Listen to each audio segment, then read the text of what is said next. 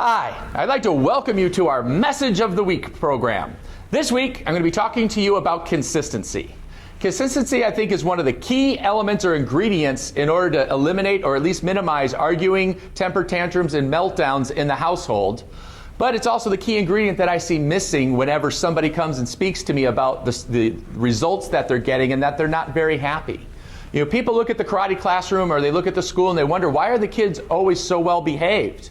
And the idea is because we're extremely consistent on what the rules are. You know, an example would be bowing onto the floor. A student knows that whenever they come to the classroom, they need to bow before they walk into the classroom. It's the rule, right? Now, if we started saying, well, you need to bow sometimes, or it's okay if you forgot to bow this time, or, well, just forget about it the next couple of times and make sure you do it twice later. If we're inconsistent with our rule, then we can't expect the kids to bow. An example for you at home might be bedtime, right? If bedtime is 8 o'clock, that means at 8 o'clock, you're in bed, period. Now, certainly there's going to be situations where that doesn't work. You went out late for a special event, you decided to let the kids stay up to watch a show, any number of things. You've got visitors over, I can think of a lot of situations. Those circumstances, though, should be the exception to the rule and not become the rule.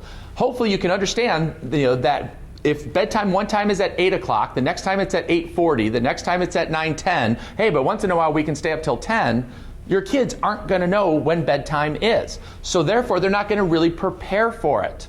So when you think it's time for them to go to bed, they may not agree. And so at that point, if they're not prepared, you're going to get that resistance, which turns into a fight, which adds stress to the whole household.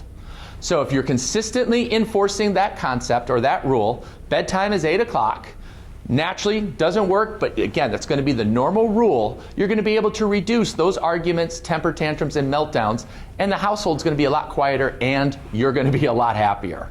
Right? So work on your consistency. Again, I realize there's days where you've had a long day at work or you've been with the kids all day and you're just fried. I get that. Right? Again, don't strive for 100% perfection.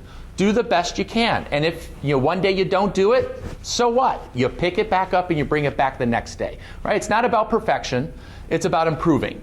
Right? So take that baby step, start finding consistency in one of your rules, and then start spreading that to the next rule and the next rule. If you have any questions about this or how to enforce your consistency or improve your consistency, feel free to give me a call, stop by the karate school, shoot me an email. I'm happy to help you any way I can, and I'll talk to you next week.